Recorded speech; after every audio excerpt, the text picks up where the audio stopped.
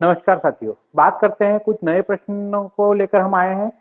और ये प्रश्न शरीर में विभिन्न अंगों की कौन कौन सी महत्वपूर्ण इकाइयां होती हैं उन इकाइयों के बारे में, और तंत्रिका तंत्र के कुछ प्रश्न जो रह गए थे उसको हमने इस वीडियो में शामिल किया है।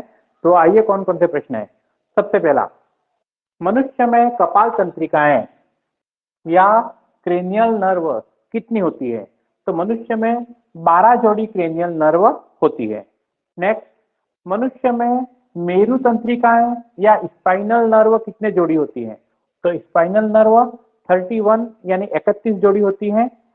ये दोनों ही मतलब कपालीय तंत्रिकाएं और मेरु तंत्रिकाएं दोनों मिलकर परिधीय तंत्रिका तंत्र का निर्माण करती हैं, यानी 31 और 12 मतलब 43 जोड़ी परिधीय तंत्रिका तंत्र होता की कोशिका होती है, जिसमें 31 जोड़ी स्पाइनल नर्व और 12 जोड़ी क्रेनियल नर्व होती है। क्लियर? नेक्स्ट, शरीर की सबसे बड़ी तंत्रिका कोशिका कौन सी होती है? तो शरीर की सबसे बड़ी कोशिका ही तंत्रिका कोशिका है। तो कौन सी तंत्रिका कोशिका सबसे बड़ी होती है? तो उसका नाम है वेगस तंत्रिका। यह वेगस तंत्रिका 10वीं कपालीय तंत्रिका होती है। हमारे जो 12 जोड़ी कपाली तंत्रिका है उसमें 10वें नंबर की जो कपाली तंत्रिका है वो वेगस तंत्रिका कहलाती है। और यह वेगस तंत्रिका हमारे हृदय, फेफड़े, मस्तिष्क और आमाशय तक फैली रहती है। तो 10वीं तंत्रिका शरीर की सबसे बड़ी तंत्रिका कोशिका होती है। अगला क्वेश्चन है, प्रतिवर्ती क्रिया या रिफ्लेक्स एक्शन की खोज किसने की? तो प्रतिवर्ती क्रिया की खोज का श्रेय जाता है इवान पावलोव को। इसने कुत्ते की लार पर प्रयोग किया था। कुत्ते की लार पर घंटी बजाकर प्रयोग किया था। क्लियर? अगला प्रश्न है, शरीर में संवेगों का गमन मतलब सूचनाओं का जो गमन होता है तंत्रिका कोशिकाओं द्वारा वो किस रूप में होता है? तो शरीर में संवेगों का गमन विद्युत रासायनिक संवेग या इलेक्ट्रोकेमिकल इंपल्स के द्वारा होता है। कई बार ये प्रश्न आया है कि शरीर में संवेगों का गमन विद्युत रासायनिक संवेगों द्वारा होता है।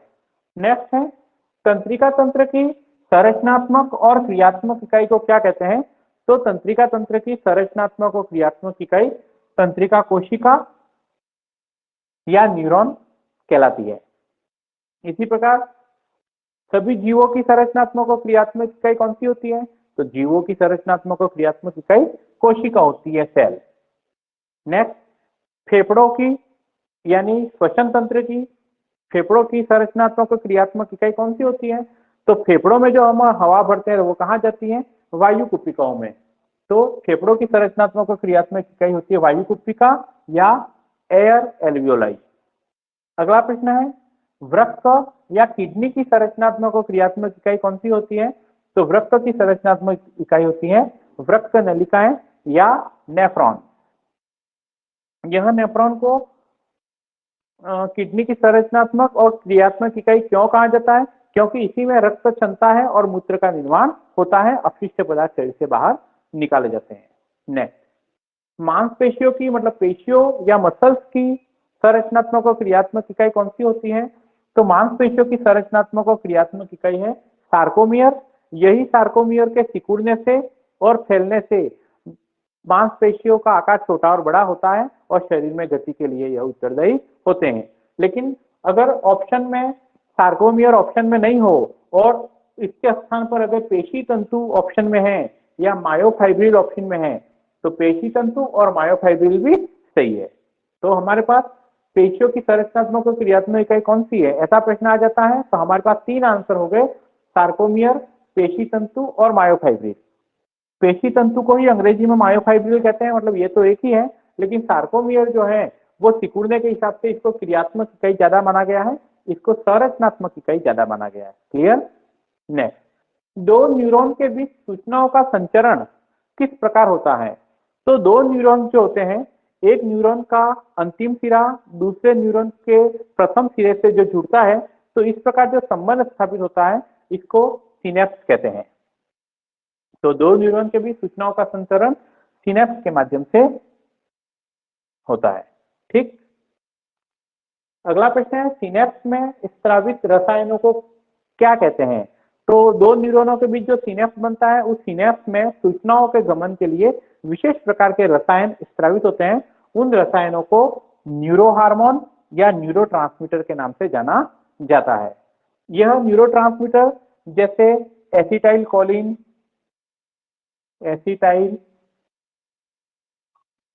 कोलिन, इडेफिन आदि हो सकते हैं। ठीक है। नेक्स्ट, आपातकालीन परिस्थितियों में सक्रिय होने वाली स्वायत्त तंत्रिकाएं कौन सी होती है?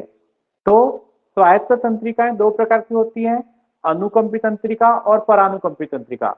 तो आपातकालीन परिस्थितियों में अनुकंपी तंत्रिका जो होती है वो सक्रिय होती है, और जो विश्राम अवस्था या सामान्य अवस्था में परानुकंपी तंत्रिकाएं सक्रिय होती हैं।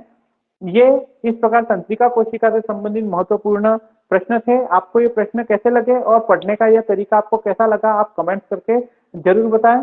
अगले वीडियो में हम उत्सर्जन तंत्र और रक्त परिसंचरण तंत्र के बारे में महत्वपूर्ण प्रश्नों को लेकर आएंगे। धन्यवाद।